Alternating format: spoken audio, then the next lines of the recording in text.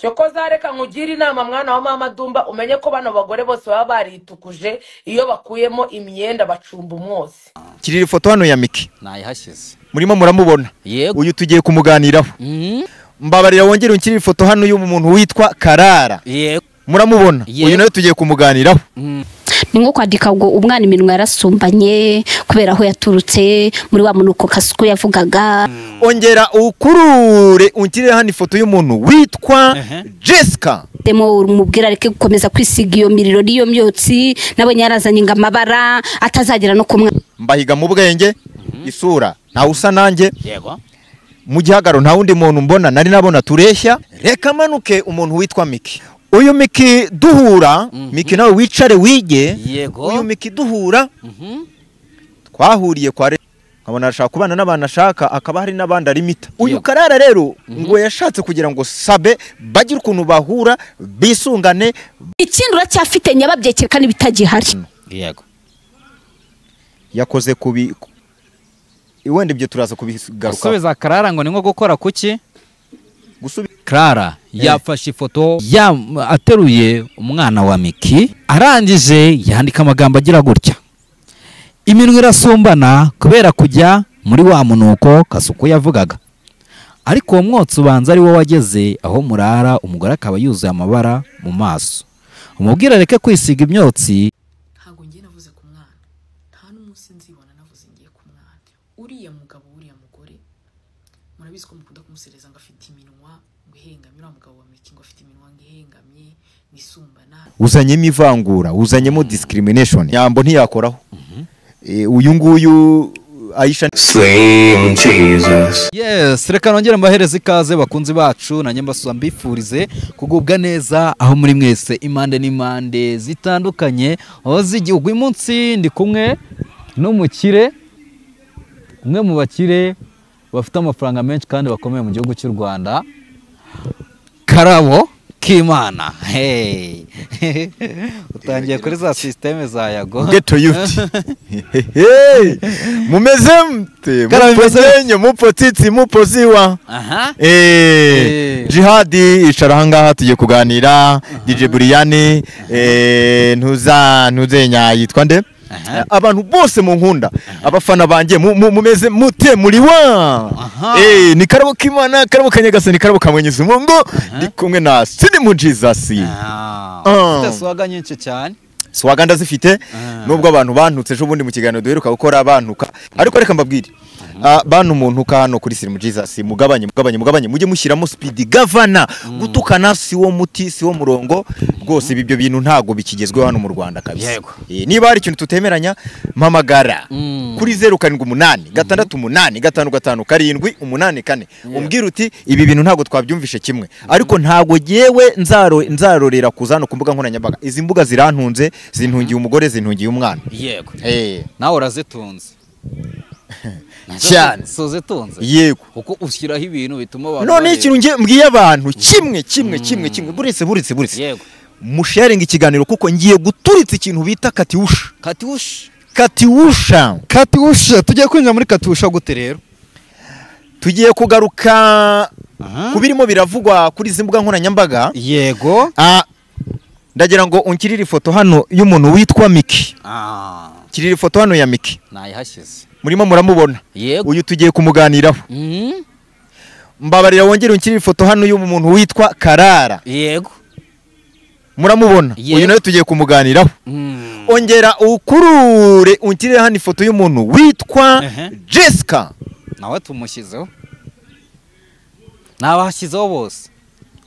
Tuza rero. Uwo niwo mwandiko tugiye kumanuka. Uyu Karara we turaza kumugeraho dutindeho. Uribuka ko yagiranye bifu nande na Miki na Sabe na wa munyamakuru wo kwisimbuka TV. Yego naringiye bagiwe, ariko Karara no umuhanga muri operation. Umuhanga nyine mu gutegura operation cyane. No umuntu ushobora kwiyongoza akahita gutamo byirukanse. Yego. Ubwo rero ikintu mbwira abantu. Ngiye kuba kubita ikintu bita ubwino. Baba bandi ngo bajya bakora ngo icyo bita ngo ama operation ngo yewe nige musesenguza hano mu Rwanda karundura kurusha nabandi. Icyambere mbahiga mu bwenge isura ntawe usa nanjye yego mu gihagararo nta wundi muntu mbona nari nabona tureshya yego ndirimba kubarusha nkina filime kubarusha mwarambonye kwa wa wundi wahoze ari umugabo wa Miki yitwa nde Regis nyine mu gukura abakobwa mu gukura abakobwa nabwo ndi number 1 nubwo nabonye abantu hano bashaka kunyitendekaho bazajya banyitendekaho nkubite hasi yego wabaye umukinnyi wo muri team ya Regis ndumva nshyushye wakinanaga n'ubundi na Miki Regis ariko n'inshuti yanjye cyane Regis ni umuntu mwiza cyane ndumva ntangiye gushyuha ntabwo supportinza gushyira muri filime byari byaranze ibyo tubireke umva mbaze mubwire ntangiye gushyuha ninza kuza kumva hashyushye nkaza kwikura akantu nkagashyira hariya ntimuze kugira ikibazo kuko ndimo ndumva nshyushye amakuru mfite tugende tapfa kutaza kubirwanamo gusa wahumura yego rero Karabo rero nakugezaho ngo twiganire nk'umwe mu bakinnyi babaye abakinnyi ba hafi bakinaga muri team ya Regis nk'umwe mu bantu bakinanye na Miki igihe wakinaga muri team ya Regis ubundi ubusanzwe Miki ni umuntu umeze gute kuri tele mu bantu bose mwakinanaga urakoze cyane bwana munyamakuru duhere kuri Miki yego reka manuke umuntu witwa Miki uyu Miki duhura Miki nawe wicare wige uyu Miki duhura twahuriye kwa Regis cyangwa se aho Regis akunda gukinira filime yego tukimara guhura yaraje mbona ariko afite ubururu bwinshi afite ubururu bwinshi kuko twebwe twari abantu b'abasiniya ariko nkabona na agakobwa keza icyo gihe yakunda kwambara imyenda migufi kumva akari kugukura akajya anyura iruhande nkabona afite amatako buriya manini cyane nkajya abona anyuzeho ajegeza amatako nkavuga se iki gikobwa ni icyaye nyuma yaho nza kumva baravuga ngo yitwa Miki mbo ariko nkabona ni umuntu ushaka nyine kubana n'abantu ashaka nkabona ashaka kubana n'abantu ashaka akaba hari n'abandi arimita ubwo nako ako kantu akarebeho kandi buriya njye umuntu mba namurabuye kuko njye buriya ndi umuntu ugenda ndeba ndi nk'intasi ni umuntu nyine ureba abantu akagira abo afata n'abandi ashyira ku ruhande ibyo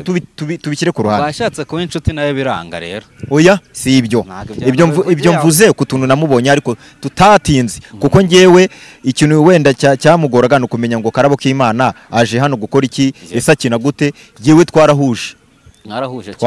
cyane ariko ku bandi nyine ukabona ko afite limitation cyane yarimitaga abantu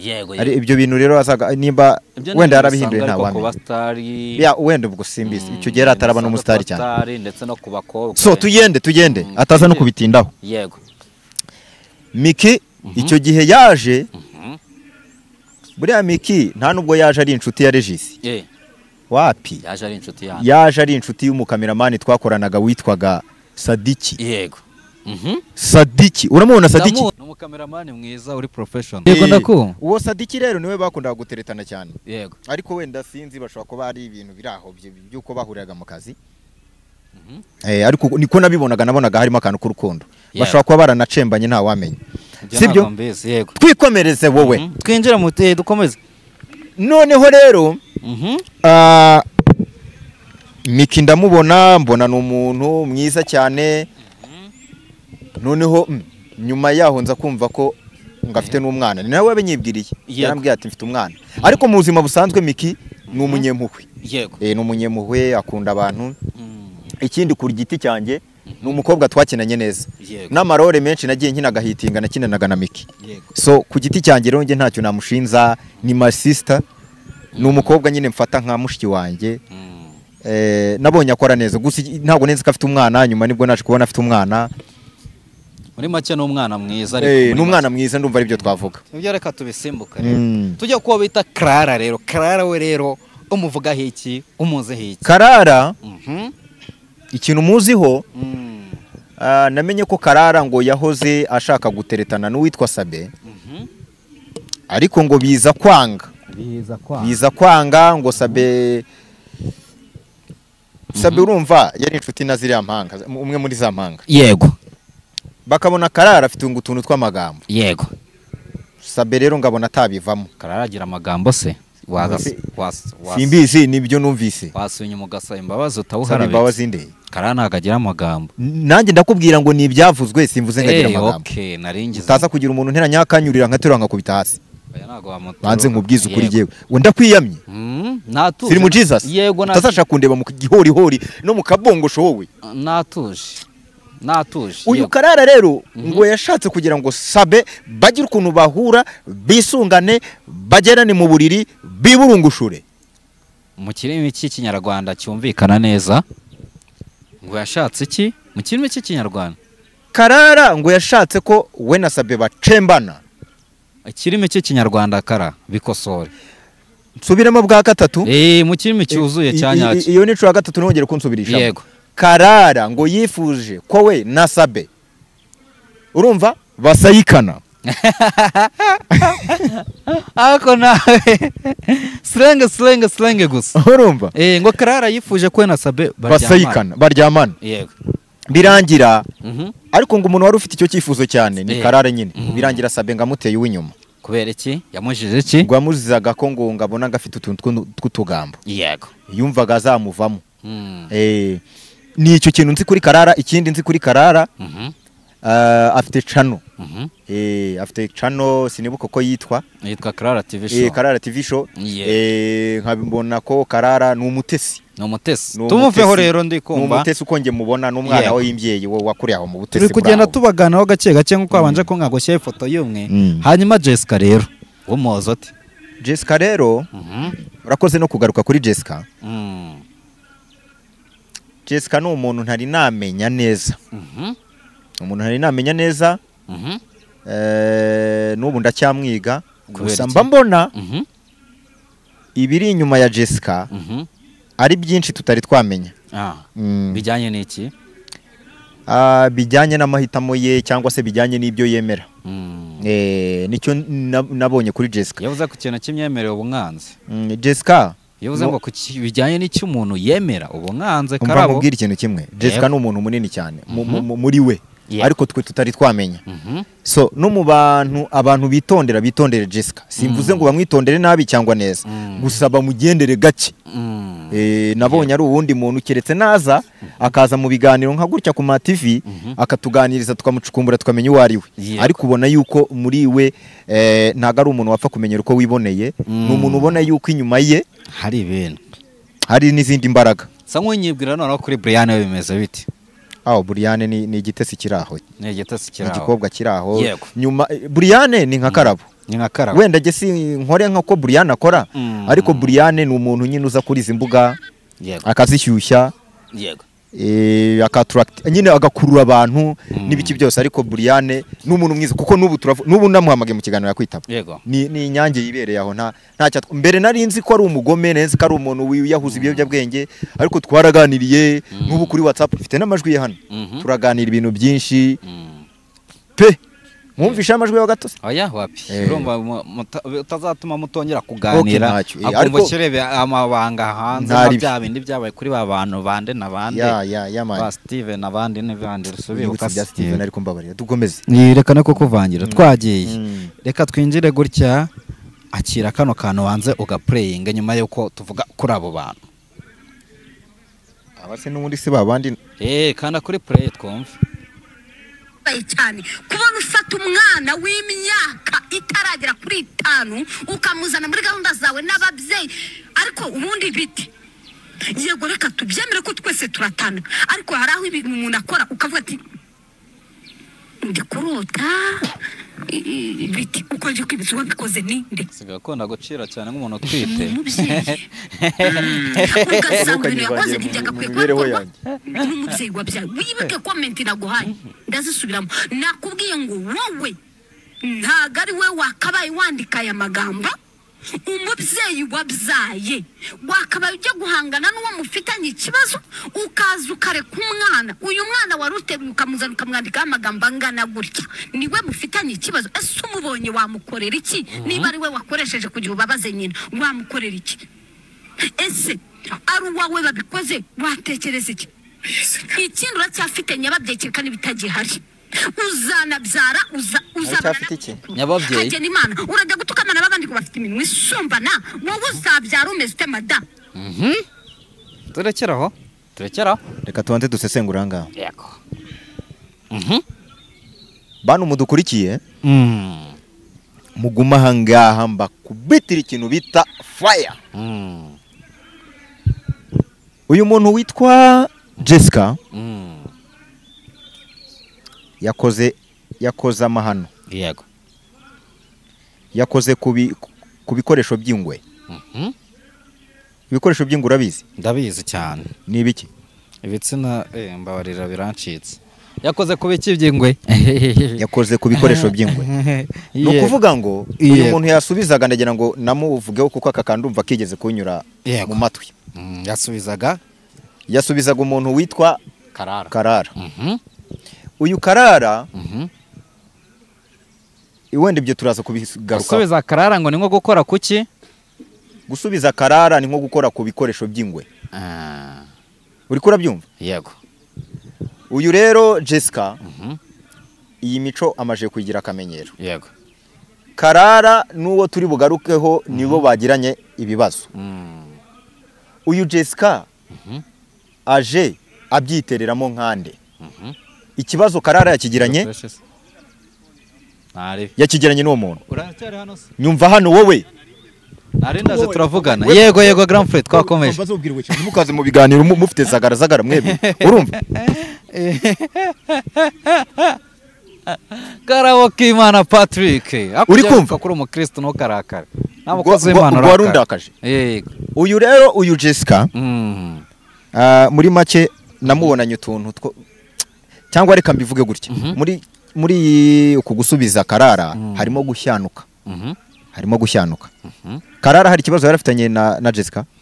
Ariko nanone nimba umuntu akoze ikosa uramunenga. Yari kumwandikira Karara nta nimero ziba ziri kuri ntuza kuri YouTube. Ibyo ntago ibyo twe tugenderaho. Umva nkubwire yari gukuraho nimero akamwandikira inbox. Ibyo kuza guhita amwataka akamwatakira mu binyamakuru ibi babyita kwishora mu bibazo utazi, kurwana intambara utazi. Iyo urwana intambara utazi ikintu kikubaho ushobora no kuyipfiramo. Hano rero habayemo gushyanuka cyane kwa Jessica kandi yisubireho. Ntago iba ari byo, ntago ari umuco. Nitukajye tuvuga ibi bintu ngo abantu bavuge ngo duhora mu matiku. Amatiku na yahe? Tuba dukosora abantu, tuba tugarura abantu ku murongo. Uyu Karara yagiranye ibibazo n'uriya mukobwa nawe turamugarukaho. Yego. Ntago ikibazo Karara yakigiranye na Jessica. None Jessica araza kwitera mu bibazo byabo gute? Gukosora umuntu wakutanye ni ibintu bisanzwe. Gukosora se we niba yashaka gukosora Karara iyamuruta wakamukosorera mu gika. Ngewe numva ko nakosa uwo bita Jessica yakoze. Ikosa rirahari. Ikosa rihari ni iri. Ikosa rihari. Icyambere hari ugukosorera umuntu ahantu hatabigenewe. Yego. Urimo urabyumva? Yego. Kabiri hari ukuza wataka umuntu ntacyo yagutwaye. Urugero wenda ngengeranye ikibazo nawe. Undi muntu araje hariya ku ruhande gukucyugiranye ikibazo na Slim Jesus. Uzi aho byahereye? Uzi icyabiduteye? Ubuse kuko ibi ni nka bya bindi umugabo n'umugore bapfaga nk'ikintu kitanakaze batangira gutongana undi muntu agahita azanga bacujije impuhwe ngo nyamara uyu mugabo ngo wamugani ngo narabibonye ngahora yitwara neza muri uru rugo. Umugabo uzi ikintu yakoraga yarekaga umugore akabanza akataka uwo muntu akabanza akamuzibye. Nuko tutashishikariza kwihanira nuko ngo Jessica yivanze mu bibazo by'abandi. Yivanze cyane kabisa. Ni bya bindi bavuga ngo ni ukwitera mu mata y'isazi. Reka tubyumve. Ibyo vuze ndabyemeye. Ariko se nanone Karara nakosa yakoze. Iriyesi. Kuba yafata ifoto y'umwana akayipostinga. Inde? Karara yafashe ifoto arapostinga ifoto ateruye umwana wa Miki. Urumva? Arangije yandika amagambo agira gutya. Iminwe irasumbana kubera kujya muri wa munuko Kasuku yavugaga. Ariko uwo mwotsi ubanza ari wo wageze aho murara umugore akaba yuzuye amabara mu maso. Umubwira reke kwisiga imyotsi itagera no ku mwana. Nyine urumva Karara nawe hano afitemo amakosa. Karara hari udukosa agenda akora. Karara kujya gufata ifoto y'umwana utari wowe akayipostinga. Uzi ko bigize icyaha mu mategeko? bigize icyaha warubizi yego bigize icyaha rero gufata ifoto y'umwana akayishyira umwana afite imyaka ingahe nekeza ko n'itatu itaragera ibyo ngibyo no mu mategeko ya twebwe ngiye nizi ibintu bya nahuguye mu cyitwa child protection kubungabunga uburenganzira bw'umwana uzi ko ibiganiro byose nagiye nkorana n'umwana wanjye hafi ya byose nasubiye inyuma abanyamakuru bakabisiba kubera nagombye kubabwira kuko barampuguye impita numva ko nakoze amakosa mpita ndagenda ndababwira nti ibiganiro byose mu bisibe ahantu hagaragaraga umwana hari naho yagaragaraga yambaye ubusa ndimo kumuhagira urumva ibyagiye bisigara wenda n'ibikeya nabyo n'urwibutso rw'uko wenda nigeze gukorana ibiganiro n'umwana wanjye akiri mutoya akiri gatoya nawe wenda azajya bireba arakuze ariko uyu nguyu ngo ni Karara yego no kuvuga Karara yari kugira ntago yari gupostinga ifoto y'umwana utaruwe yego hariya habayeho gushotorana ukabona yabikoze agamije iki rero buriya afite ibintu yapfuye na Miki mu gikari kuko buriya abantu nyine abantu bapfa twinshi yego ushobora gusanga hari utuntu yapfuye na Miki we nyine akumva nyine afite ako gafoto ke k'uwo mwana we ka kera wenda akavuga ati yego amajije gusobanuka amajije kuba umukire reka nanjye mukubitira agafoto kahite kamusebye yego ariko nubwo turi kunenga nako nubwo uri gushaka kwanga kunenga ngende kumva twanenga nde Karara kandi namunenze oya anga urimo uramushima ndikumva twagaruka ku ruhande rwa Jessica basi tukamusaba imbabazi jewe nashimye ntuza Karara se ko yapostinze ifoto y'umwana nka basi saba imbabazi Jessica kuko ari umunenzi we Jessica namunengeye uburyo yatatse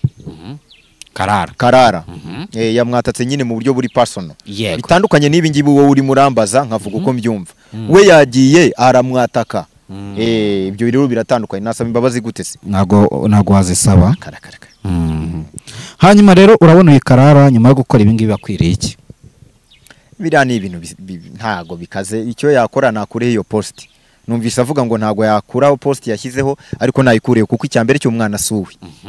kuko nawe adakuyeho iyo post mikagakomeza kurakara bishobora gukurizamo guhamagazwa muri RIB kwa Karara yego mu mboni zawe urabona bashaka kuba bapfuye iki bano bantu bafite utuntu bapfa wasanga wenda agapromota wasanga uriya ngo ni agapromota hari ukuntu yashatse yateretanyeho wenda na Karara ariko bimeze akira twumve umva na kano dukomereza kuri kano playing agake wiyumvire madamu wa Karara ibyo avuga naramutse mwiriwe bitewe n'ahantu herereye n'ubwa mbere mbyutse ngiye kuvuga umuntu ngiye gusubiza umuntu hano kuri TikTok murabizi ntabwo njya nkunda kuyikoresha cyane hari n'abantu bajya baza inbox bakambasa se ni njyewe ntabwo n'ukuri nkunda kuyikoresha ariko sinzi no kuyikoresha ikindi nuko nyine ibaye ari ikintu kimpemba nakabaye nyifataho umwanya ariko nyine hari ukuntu uzaho ukareba rutuna abantu bapostinze hari ahantu ushobora kumenya runaka gukina ni byiza hari abantu banikoreho neza rwose hanyuma rero ngiye ikintu nshaka kuvuga ndashaka gusubiza n'umugore uyu nguyu Jessica waje muri comment zanjye ubona ntibihagije mpitana nabisiba ese nsibiye poste yose kubera buriya niwe watumye mbisiba ngiye urabiza abantu ka wakora iki sinjya nkuraho ikintu na posting cyane we ntago ajya apfa guhinduka kubwasabe ntubyibuka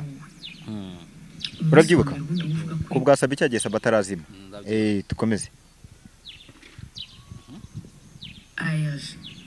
umunsi nabonye kuri ikintu cy'ikigarasha niyo munsi nabonye ko umutima wawe ufitemo ukuntu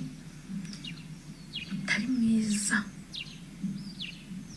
ariko uzi kwigira umuntu mwiza uzi kwigira umuntu rwose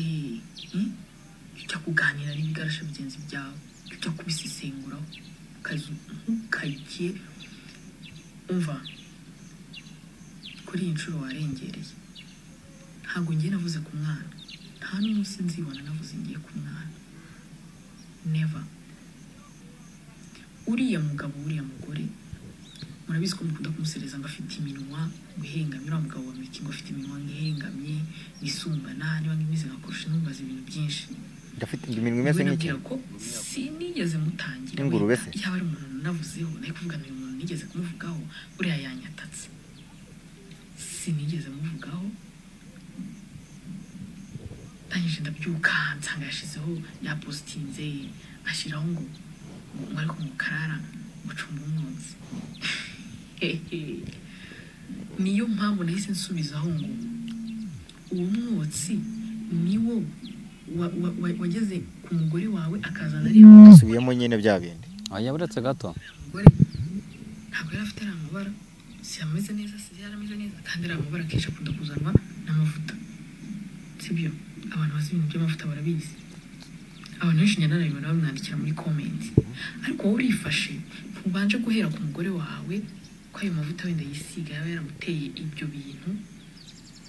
ugiye kuza kuvuga kuri Clara ni nayo mpamvu rero navuze ngo iriya minwa nyine irasumbana umuntu rero ngewe nta muntu nigeze mbwira Kasuku niwe wabivuze mvuga ko rero iriya minwa y'uriya mugabo impamvu isumbana nyine rero babijemo Kasuku uko cyajya subiza Sikovia ngambere Kasuku hafi uriya ni mubi cyane yarakaze nguyu bamureke ndanavuga ngo ari naho haje mu mwana ndanavuga ngo ubuze umugore wawe kwisiga umwotsi utazagera ku mwana ari nayo mpamvu nashizeho post kuza rero ugasesengura kuko Beyonce nagomba kubwira bose katurekere mwana ko umugabo yabyusa postinga umukora ko playinga nacyo bivuze ngo ibyo bintu nibi bari babyutse bumva bagomba kubyuka bapostinga Clara bumva bagomba kubyuka bamwataka sinari maze iminsi ntanakora nimujya mwandika hano uko nagikora nari maze iminsi rwose nihugiyeho nifite ibintu byanjye nibereye ariko kuza ugashaka kunyataka ntajya nanakuvugaho mubwire we wa mugore we rwose ntabwo navuze ku mwana akira bino bintu rero bino uyu nguyu Karara yavuze ibindi avuze nta kibazo kirimo ariko nawe akantu ashyizemo bino bintu by'aba bana b'abakobwa ntabwo ari ibintu bikaze abantu ni ukubunga bakwanga umuntu akabajyana ku ruhande akabacisha akanyafu ni utuntu tw'abana ariko noneho Karara we yavuze utuntu dukomeye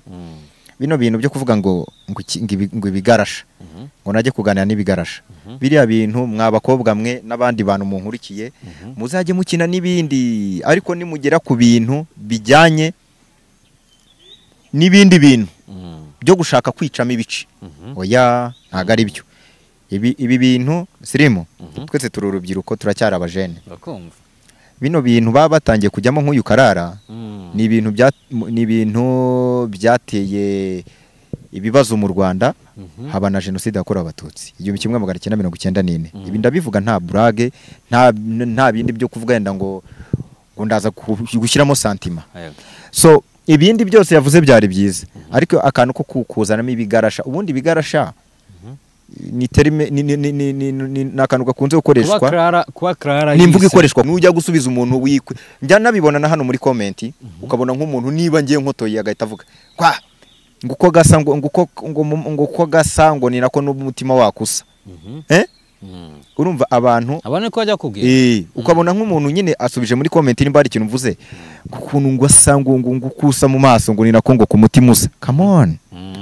uzanyemo ivangura uzanyemo discrimination ivangura ni ikindi kintu mujye mutandukanya ibitekerezo by'umuntu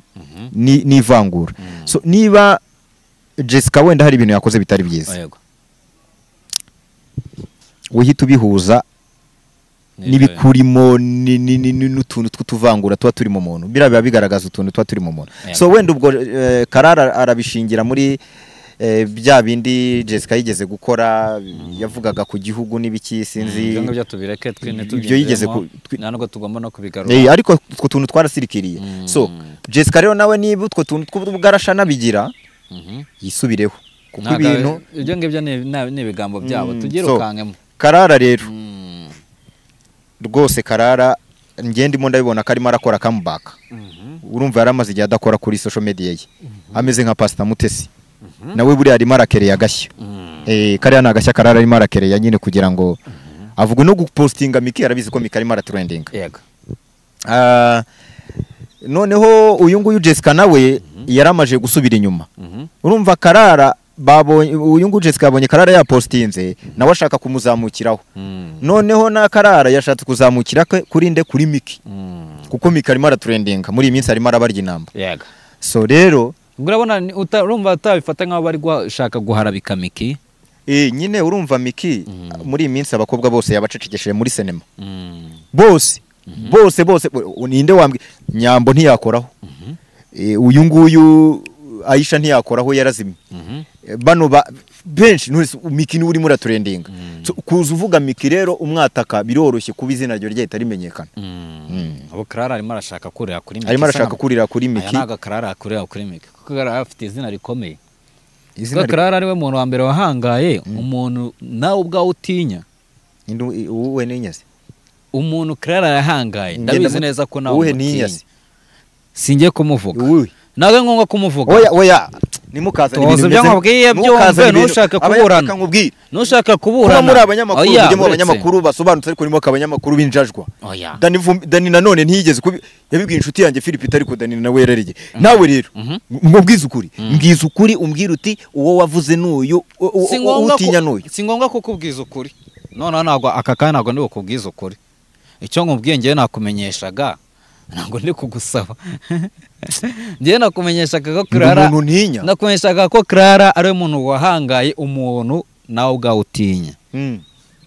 n'abandi bantu bose batinya ntawe ntinya rero umuntu ufite Imana nkanayubaha ntabwo tinya umuntu ufite platform azaguha iremere ukabajyaho ugatanga ubuhamya abantu bakagufasha yaragaragaye twaramubonye mureke ndamutinyamo ikisi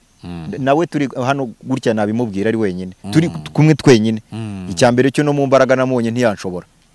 wapi ese ntiwamubonye ntabwo gushobora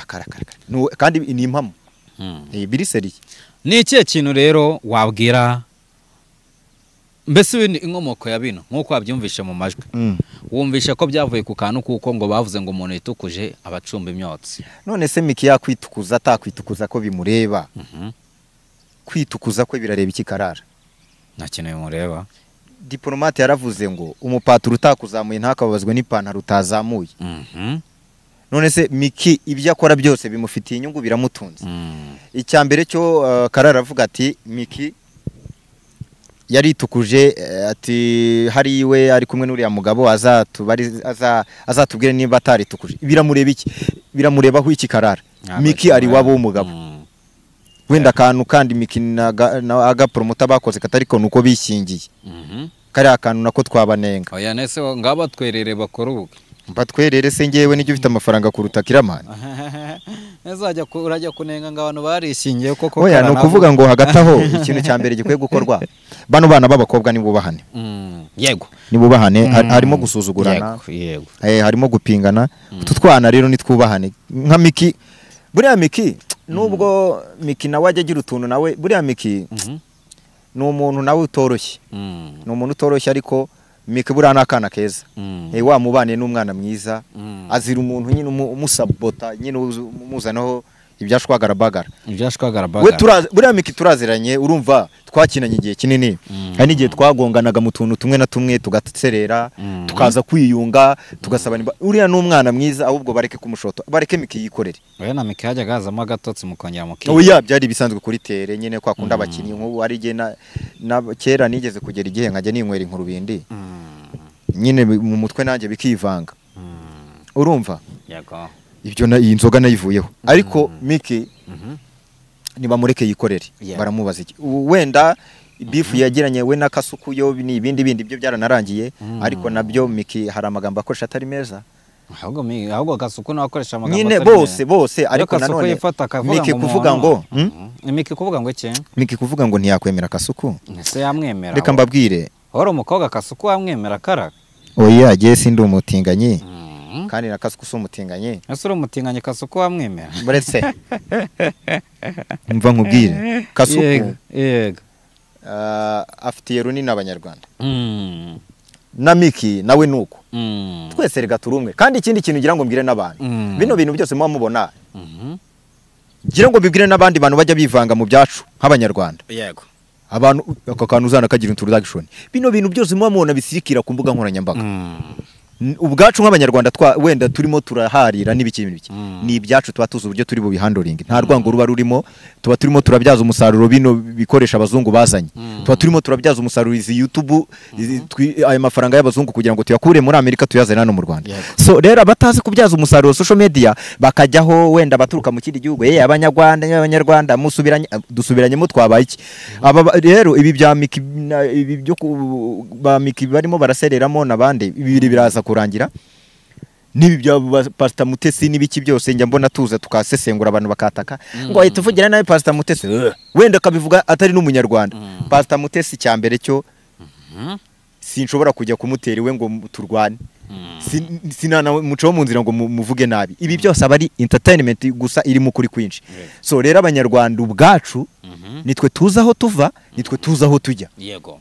abandi nibakitere mu byacu ibi byabamikiriyo nabyo mu byihorere turaza kubihosha birarangira ni entertainment abana muzamurana ariko mureke kuzana mutuntu twivangura namwe ba Pastor Mutesi rwose unabyumve ari wowe na Ferdinand mubane amahoro nabani bishaka nta muntu nge nanga nongere mbisubire mu bwakangaye nabantu mujya muvuga ngo karabo mukandika muri giye bari bose tunavugana benshi harabo duhura tugaciringa tugasangira yes nakusoneka mwibarese ukomoje kuri ba Pastor Mutesi n'abantu b'abagabo tuvugane nk'abantu b'abagabo kara bibaye ngombwa nagwasa imbabazi Pastor Mutesi ku magambo mabi baramuvuzeho ko n'aba Pastor Claude bagiye basaba imbabazi oya njye ntago ndi Pastor Claude sindi ba Pastor Claude sindi ba kamarade ngiye karabo ndi karabo uzi ngewe kiretse igihugu aricyo kimbwiye ngo genda ukora ibi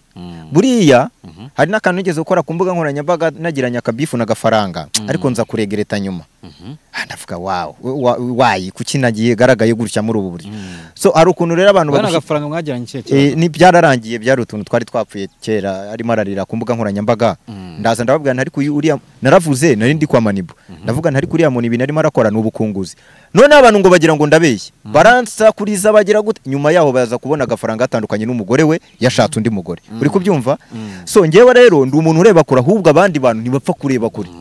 ngiye nataka imvuga igitekerezo umuntu agahita anyataka from nowhere ntazi akagira ngo wenda mfitanye ibibazo n'uwo muntu no ngiye mba ntaga ibitekerezo rero nimukirushye mwandika izo comment zanyu mutukana umwana wanjye arya kubera mba ndi kuri izi mbuga usibye ko mu hostinga nanjye hostinga abandi sinzabura gukora keretse mfuye imirimo yanjye itari yahinduka ndacyari kuri izi mbuga turi kumwe mwibariza akabazo mbaza akabazo ngiye kubaza ejo bundi Pastor Mutesi urabizi ko ari Dubai urabizi ko ageze nabibonye sinzi wenda nabyo ni prank ejo bundi agira atya aho yagiye muri honeymoon Dubai urumva aba arapostinze kuri stati we urumva apostinze kuri status ye ya WhatsApp apostingaho Bishop Gerard ari kumva neza apostinzeho Bishop Gerard agira ati nkumbuye ibihe byiza twagiranye aho yarari muri honeymoon n'umugabo we Ferdinand ibyo bintu wabyakiriye gute wowe buriya rero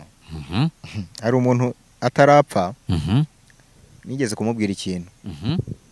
turanaserera mama warabizi atarapfagaze atarapfa nyabyanya byo ngo bamukingure uwo muntu nawe yari umusitari namubwiye ikintu twarasereye twarenze ibirometero dutongana ariko ibintu namubwiraga byari ukuri so Pastor Mutesi ku giti cyanjye ntago mwanga ariko ukurikije ibintu arimo arakora biriya bintu n'ubukunguzi biriya birakenya sinabikubwiye cyagiye abantu bakantuka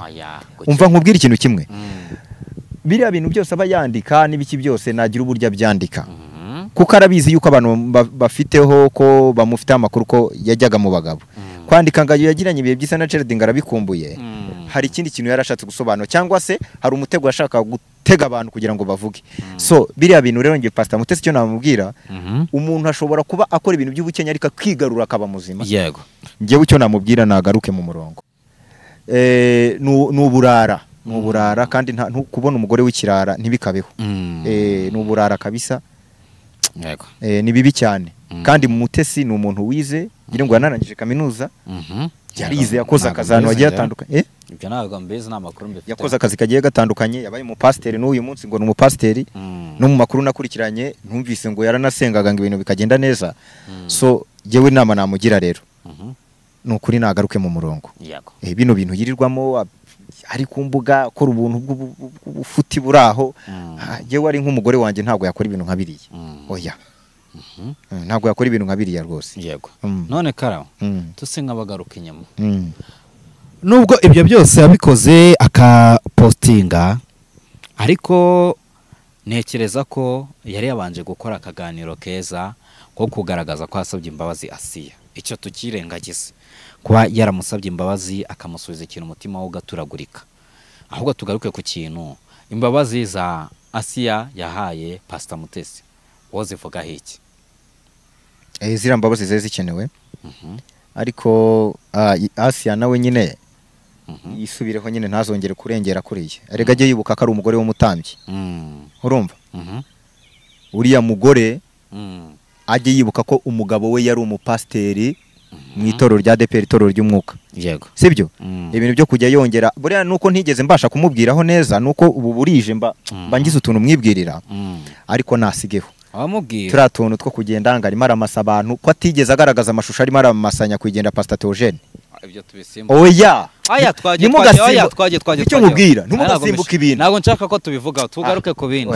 tugaruke ku bindi twigarukire ku bindi yego tugaruke kuri bandi umva icyo mubwira Asiya wowe Asiya mwihorere ahubwo reka nkubaze kuri Bosco Empire reka nkubaze ahubwo ikindi kibazo reka nkubaze ikibazo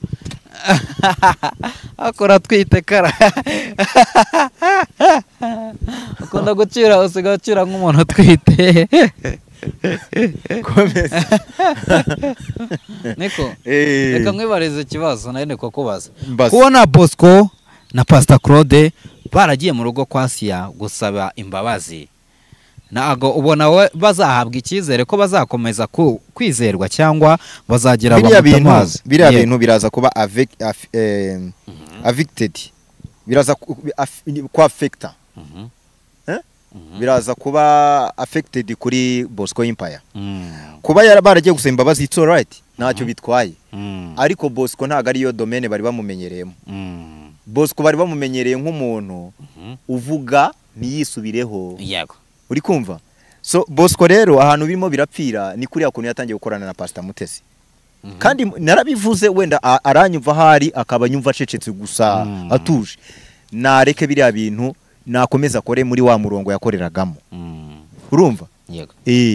ahubwo ajye yitonda nyine abanza tohoza amakuru atangaza ikintu cyanyacyo ariko yitangira kujya muri biriya bintu byamucishije amazi watekereza yuko ziriya views yabonye zatumye ahitinga ariko ziriya zishobora kuza zigahita zikuraho n'izindi views yajyaga abona ku buryo umuntu atazongera gupfa kure ibintu byo kwa Bosco Empire so kubikavaringa kongera gukora returu kwigarura bizoroha ariko yirinde kongera kugendera mu murongo wa Pastor Mutesi tukira aho ngaho wabonye ko Justin yasabye imbabazi Justin urasaba imbabazi mwana ikura impamvu mbikubajije rero nogire ki umushuti wawe se yego reka nkubaze nkubwire impamvu mbikubajije nyuma yuko Justin asabye imbabazi muri iyi minsi ararwaye amerewe nabi ubona byaratewe n'iki kuba inyuma yo gusaba imbabazi yarayisaremba ni ukurwara nyine ubwo nta wamenya ni indwara ntabwo ari bya bindi bavuga ngo Pastor Mutesi yariwe n'umubu cyangwa yariwe n'intuza ntabwo ari bya bindi bavuga ngo Pastor Mutesi ngo atera umwaku ako umuntu utera umwaka abaho akaraka uragira ngo umere nk'aba bantu umuntu asuhuza undi mu gitondo wamusuhuza ngo mwaramutse ukabona ikintu giciyeho kijunjamye ugazi ko ngo umuntu ngo atera umwaka abo bene bantu bakunda kugenda ku bintu by'imyakuzi nkubwire ibanga ryabyo ni wumva umuntu avuga ngo runaka atera umwaka ahubwo ubivuze ni utera umwaka ni ahubwo reka tureke ibyo umwaka Pastor Claude yavuze ati umva nkubwire Pastor Claude yaravuze ati na Pastor Mutesi yamaye 40,000 ngeze imbere telefone yanjye barayinyiba Justin nawe avuga ati navuyeyo bigenda gutya nanukana n'umugore wo bita Ezekiel nawe biboko abo bantu bose ushatse kuvuga ko bose bahuriye ku kintu kimwe gutera umwako ni ibitekerezo by'umuntu biriya bintu byo kuvuga ngo Pastor Mutesi atera umwako no kumwibasira no gushaka kumuharasinga ntago ari byo ibyo ntago twabyemeranye kuko nta mwakubaho ntawe ahubwo bari abantu benshi bavuga kenshi ari bari n'abarozi erega ni mugake erega reka utaza kumvugisha byinshi ariko ibi bintu abantu bihaye ngo gutera umwaku nari mbizi mu byaro byo byakureto kabona umuntu ngo yirinze ngo abantu ngo batamutera umwaku ugasanga umuntu nabivuga n'umuntu n'umutindi Imana imbabarire ukoresha amagambo akakaye uza abantu bagenda kuri izo principe ngo zo kwirinda ngo abatera mwaku usanga ari abantu bukene bwishe yigira gutya inda zigatakara anuka mu nzira atajye yiborosa ari abantu baraho bagenda ngo ku bintu by'imyaku imyaku ni ahubwo nta mwaku baho bana na mwakubaho nari ubwo turi kujyana aho ngaho so gende kumva twakisoreza ukwezi Live TV mumeze muterera ukwezi Live TV turaho ukwezi yakomeje gutumbagira ibintu byagenze neza cyane abantu muyijyeho mu searchingeho mukande subscribe ku kwezi Live TV murebe ibiganiro tubashyiriraho Karabo Kimana TV Akarabo Kimana TV yo ijya nk'ibihangano ariko mu minsi mike nshobora kuzayivugurura nkayihindura izina ngatangira kujya mbakubita ibiganiro ariko bino bintu byo gukora ibiganiro gange bundi mbikora mu kwishakira amaronko kuri nkoresha ibiganiro hosting abantu ubundi impano yanjye no kuririmba no gukina amafilme n'ibiki nibikunda wenda nzakira ama movie cyangwa se nje nkira hindi wabuze ahantu kinaga film oya kwa Regis ariko Regis byagenze bite Regis katagikora nka kera boss wawe se ashaka ari muri konje cyangwa ukuntu ese yawe nande amazi iminsi Dubai nawe yajyanye na Miki ese Miki ni wabagabo bangaye kumuzi kuraga promoter nkabona kwa Regis yego ukuvuga ngo kono bimeze ubwo umwana uzavuka azabura uwandi navuka impanga Regis azatwara umwe agatwara undi bazabagabana bizaterwa n'uzaba wateye inda niba uzamutwara bazabimenya batese kuko iyo umuntu ahora arongorwa n'abagabo batandukanye kwari igihe umwana avuka ariko akazana amasura y'abo bagabo batandukanye nimba ari babiri bakaza uwo mwana akaza afite amasura y'abagabo babiri uzaba yarakura kuja niwe bazaba basakira ubwo ni wowe ahubwo okay tugende so urakoze cyane reka ngushimire Karabo Kimana 0786 kamanza ariko ngusabe kuyivuga nimero ya telefone yayivuge abakobwa beza bifuza kuvugana na Karabo hako wamesheje umugisha ukankira akana mushakano se kuri momo yanjye kuri momo yanjye sha uwo ngo rero ndaza kugashyiraho mu kanya nyuma y'ikiganiro ariko n'abandi bantu badukurikiye vuga nimero tugiye kurushanwa nabo baze gushyiraho 078 68 55 7 8 4 yisubiremo 078 68 55 7 8 4 sawa urakoze sawa